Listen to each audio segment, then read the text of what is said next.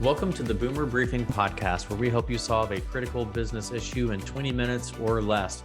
I'm your host, Jon Hubbard, shareholder and consultant here at Boomer Consulting. And with me today is our president, Sandra Wiley. Sandra, thank you for being on this episode of the podcast. Oh, thanks for having me here, Jon. Awesome. Always love chatting with you. Sandra is our president, one of our consultants as well. And she really works a lot in the area of talent, leadership, among other things.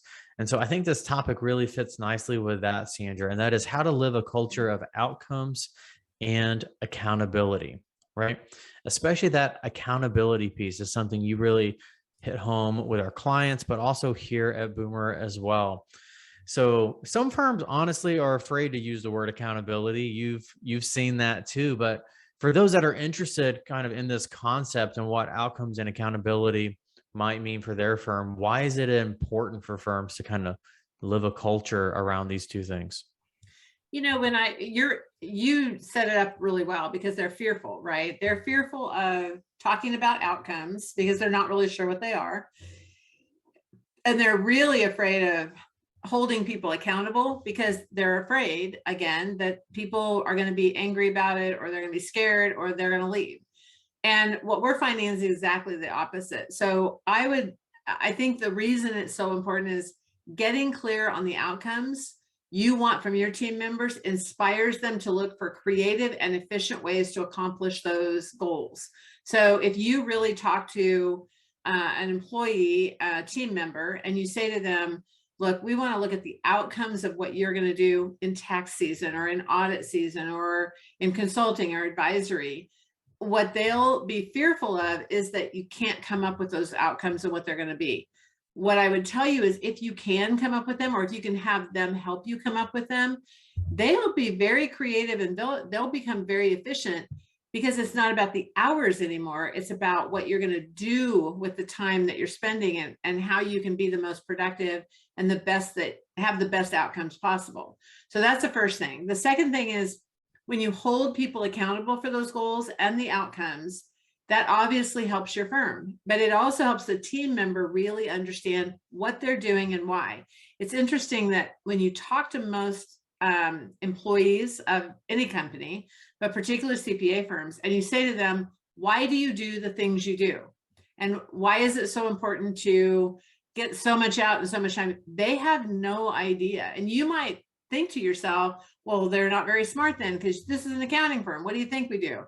The reality is, if you can't tell them why it's important and you can't tell them what your outcomes will be, how will they ever know?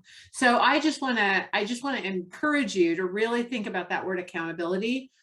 And while accountability can be really scary, it is also super freeing when you really know and understand why it is so important, how you can grow, and how you can succeed.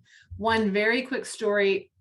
We have a firm that we work with, and they put into place really specific accountability, outcomes and accountability for their team members. And I will tell you that when they first did it, they lost, 3 or 4 what they would consider really good people.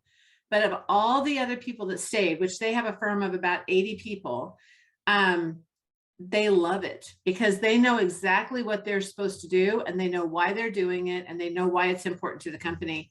And they also know that they're going to be held accountable to those things. And it's not a scary word anymore, but it took a lot of training and a lot of teaching. And now they're okay with it now, but it was a little scary when they first did it. So I think that's why that culture is so important, particularly in a CPA firm. Yeah. And the word that comes to mind based off that setup, which was a very nice setup, Sandra, that comes to mind is the word engagement or engaged, right? Oftentimes we hear from partner groups, I wish, or I'll just say the managing partner. We often hear, I wish my partner group was more engaged in this. I wish our team was more engaged in this idea or this concept. And oftentimes when we dig into it, we realize a couple things. One is the outcomes that were in the managing partner's mind have not been articulated very well, right? So kind of to your point, once you clearly articulate outcomes or engage a group to determine those outcomes, then people get creative, people get energized, people get engaged about how do we, achieve that. And the other thing we often see when that is said is, well, tell us about your culture of accountability, or tell us about those types of things. What are the partner group held accountable to? And you realize none of the things that the managing partner is saying they want from their partner is actually what is being used to measure them. And so that's a interesting kind of conundrum there that I know you see a lot. So using that example you gave, or even other examples, Sandra, how do firms actually start to create a culture that's focused on outcomes and helping hold their team and each other accountable to those? So I'll kind of dovetail it back to that firm, but I would tell you this for any firm, training is for all of your leaders, partners and managers, so that they really understand what outcomes really are and what they mean to the firm. And then how do you actually set a goal? Which sounds ridiculous, I know, but there's a lot of firms out there, a lot of people out there, no matter what their age, no matter what their stature in the firm, no matter what their level, they've never set a goal before. And when you say to them, okay, but we got to start setting goals now, and they have to be SMART goals, and they have to be balanced, and that it can't just be all financial goals. They have to be in customer service, and they have to be in business development, and it has to be other things besides just financial or just hours. They absolutely look scared, and they absolutely look like deer in headlights. Like, I do not know what to do with that. So I think training of all of your leaders is super important. And then training and teaching them how to coach the people that are on the team, so that they are able then to take what their knowledge is and leverage that with all the other people in the firm, I think is super important. And the last thing I would tell you, and this is probably the piece that I think scares everybody, is you got to think about what are the rewards and what are the consequences when the outcomes aren't met, and when your accountability is in place and you're being able to see that. Because I think most people in general would be fine with saying, here are the rewards. Like, we're going to link this to compensation so we can give, financial reward for things that you do when you set your outcomes and your accountabilities on spot on. What they are not comfortable with is what are the consequences that are going to happen, because that has to be a part of it too. And the firm that I was talking about, they do the balanced scorecard, and they do that really well for all of their team. But the rewards are, if you do everything you say you're going to do and you do it well, you get your paycheck and you get bonus. And if you don't, you may not make as much money as you thought you were going to, and your bonus may be either nothing or very small. But everyone knows that going into it. So it's not like you can go to the meeting that you hold with your managing partner and say, I don't understand. Why didn't I get my whole bonus? Or why did I get not as much compensation as I thought I was going to? Well, you know why, because you set your goals. You were the ones that followed those goals, and you were held accountable to those. You know why. So but again, I think it's kind of freeing, because now the individual gets to play a part in their creation of their successes. And I think that is something that everybody wants. They sometimes just don't know how to get it. Yeah. And, you said that a lot of people in firms don't know how to set goals or really determine outcomes and things of that sort. And, I agree with that a lot. And when you think about it, a lot of firms were built on tracking hours, right? Which hours qualify as inputs, right? How much time did you put into this versus what outcome are we looking to achieve? What's the end result? What's the deliverable? And so I do think, to the fault of their, none of their own, that a lot of people within firms do struggle with, setting outcomes, because they spend so much of their time tracking inputs. And so I love that you highlighted that.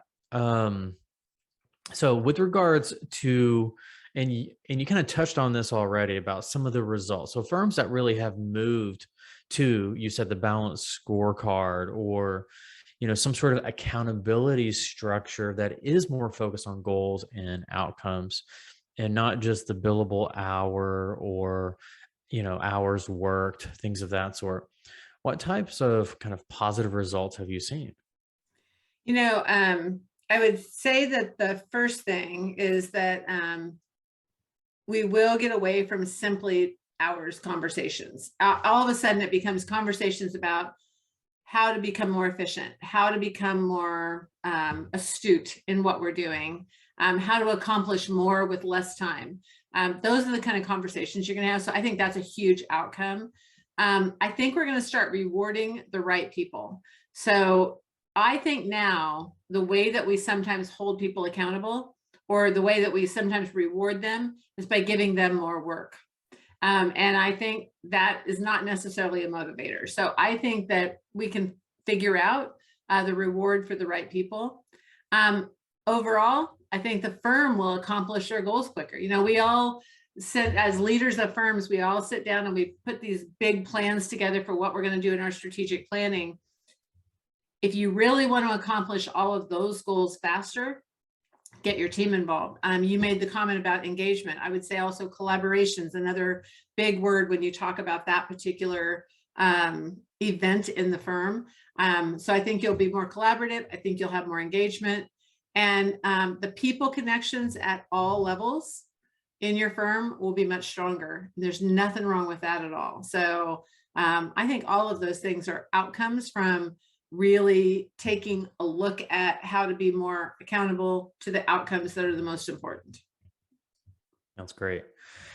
One question we like to ask on this podcast is, how is this topic relevant to outside the profession? And there's lots of ways this can be answered. Sometimes there's a really clear dotted line. Other times it's just, one or two small aspects there. But when you think about outside of the accounting, bubble, how is this topic relevant? I'm gonna go all the way back to grade school. The reality is, if we were teaching this all along, if all of us got used to having goals that we were accountable for, and then we were held accountable for those as children, which some people are already, it makes us for more productive adults, right? And so I think the dotted line here is, this is for everybody. I think successful people really understand what they want as their outcomes in their life. And they know that if they have somebody or people that will hold them accountable to that, they will be more successful.